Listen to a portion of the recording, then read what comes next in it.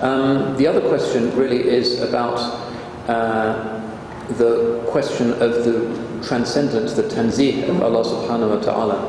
And what a certain type of Orientalist tends to miss is the fact that the Quran itself speaks of the divine in two different registers which are complementary. That on the one hand there is the absolute Tanzih, laysa kamithlihi shay, nothing is like him. There can be no valid analogy between finite things and the infinite source of those things, because there's no common measure between the finite and the infinite. But on the other hand, we find that Allah subhanahu wa ta'ala speaks of himself as having a hand, as having a face, as being possessed of quasi-human personal attributes such as he is as-sabur, he is al-rashid, al-halim, concepts that, if they have any content at all, must indicate that there is some kind of analogy that exists between human virtues and qualities and the qualities that Allah subhanahu wa ta'ala shows to his creation. And those two registers in the Quran operate together in the interpretations of the greatest of our thinkers. Most of our thinkers have kept them separate, so that kalam overwhelmingly deals with the God of laysa kamithlihi shay, and it's all knowledge of what God is by inference from what God cannot be, a negative theology, the nafi, tariq al-nafi. Whereas the way of tasawwuf, which is the other great way in which Muslims have done metaphysics, has been focused on the God of tashbih, the God who is aqrabu ilayhi min hablil warid, closer to him than the jugular vein. And the whole genre of Sufism, which is expressed in poetry, is overwhelmingly about Allah as the beloved, the one who can be known, and one lifts her veil and seeks to be united with the beloved. And there's a very kind of concrete imagery there that is also an authentic continuation of that other tashbih-oriented Quranic way of discoursing about the divine. The greatest thinkers in our history have been those who have been able to see how those two fit together. Imam al-Ghazali is the one whose views have been best received amongst the ulama. But Ibn Arabi is the one who has theorized most boldly about it. And in his context he would be speaking about the divine essence as having two modalities.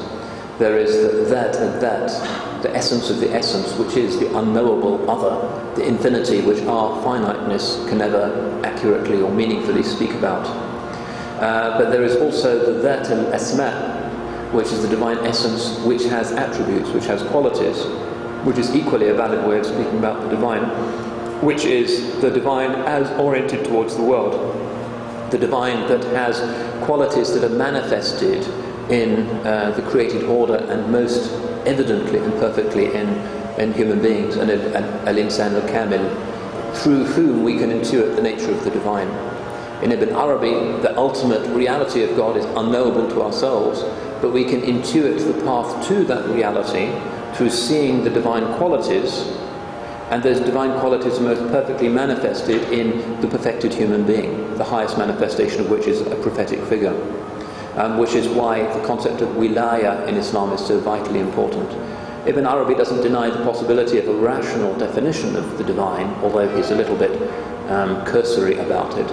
But what he insists on is that our experience of the divine is through a deep human intuition of the qualities of God as divine qualities when we confront them in this world, and particularly when we confront them in the person of the prophet or the saint, who has this extraordinary capacity, just through his being, through his presence, through his adab, and through the spiritual fragrance of his presence, to persuade people's souls of the existence and the nature of Allah subhanahu wa ta'ala. And he says both of these are legitimate ways of speaking about the divine. The that and that, the essence of the essence, absolutely unknowable. The ama, the cloud, that which is beyond even the word of God.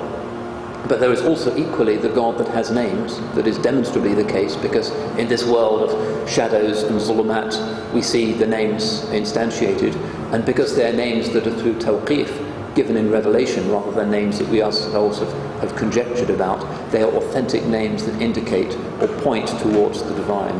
they do not encompass the totality of the divine, but they are genuine pointers towards the divine, which is what we need. So they are useful for our suluk. But the end point of our suluk in Ibn Arabi's system is a realization that is beyond even the world of asma. And he would see that, although it sounds like a controversial view, as being a kind of Ash'ari insistence, that the famous Ash'ari formulation is that is not the same as his names, but is not other than the names. In other words, you can say it both ways. You can say Allah is not the same as his names, but you can also say Allah is his names. Those are both valid formulations. And in divinis, in the divine nature, that's not a contradiction. Contradictions are part of the created world and part of the way he has determined logic to operate. In his own self, he can do as he wills, and that's not an inherent contradiction. The reality of that is something that, for Ibn Arabi at any rate, has to come through mukashafa, or unveiling. But he expresses it in this kind of discursive way so that the likes of us can start to intuit the way towards it. But Ibn Arabi, despite the elaborateness of his exposition, and its sometimes controversial form in the eyes of many of the ulama, is somebody who believes that dhawq is the way genuinely to resolve these things. How is it that God is the same as his names, but other than his names? Well, go and see for yourself, is his basic message.